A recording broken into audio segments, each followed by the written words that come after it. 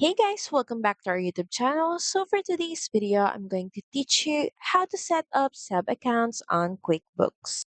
So first is of course head over to QuickBooks and make sure that you're logged into your account. Next, at the top right corner of your screen, click on the gear icon or the settings icon. Then under your company, click on chart of accounts. Now from here, we're going to start creating a new account. And to do that, click on the new account button and a new window will then pop up. Now all you have to do is fill in details about this account you're trying to create, starting with account name.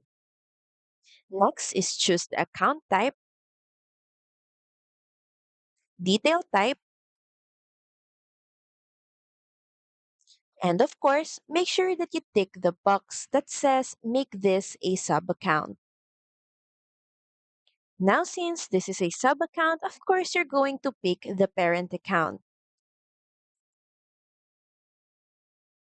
Add in default tax code, opening balance, description if applicable, but these all are optional.